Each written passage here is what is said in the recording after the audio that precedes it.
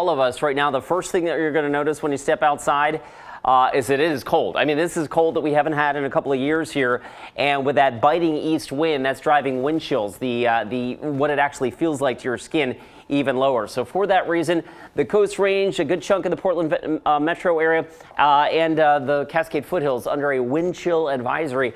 Wind chills, what it actually feels like to your skin, will be down in the single digits, even single digits below zero at times, especially where the wind is at its strongest on the east side of town. We also, of course, have mentioned the scattered power outages, which are likely to become more numerous as we go through the day today. The winds are going to continue to ratchet up. A wind advisory is in effect for the Portland, Vancouver metro area, Clark County, Washington County, a good chunk of Clackamas County, and a high wind warning is in effect for the Columbia River Gorge. Winds in town will be on the order of 20 to 30. They're sustained at the airport right now, east at 30 miles an hour. The gusts could be on the order of 45 to 55 miles an hour at times here in Portland. So windy conditions setting the stage for this oncoming wintry weather development here later this afternoon.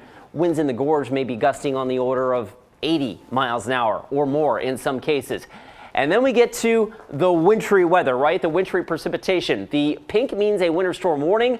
The purple means an ice storm warning. These go into effect late this afternoon and last through the day on Thursday. And what that means is a mixed bag of precipitation developing later today that will create very, very slick roadways across the region.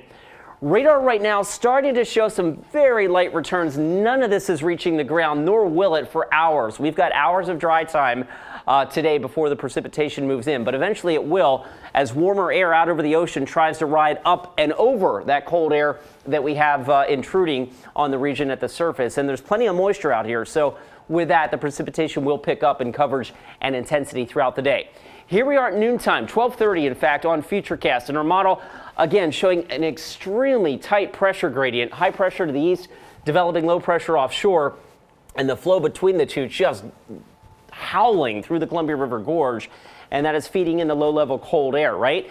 On top of that, the moisture moves in, and eventually we see mixed precipitation or snow developing. There will probably be a brief period of light snow in many cases before we transition to sleet, and then eventually freezing rain. This is Futurecast at 10 o'clock. The precipitation picks up in coverage and intensity, and we'll see on and off freezing rain overnight tonight and into early tomorrow. And then we get a break in the precip. Another round of precip rain this time moves in on Saturday.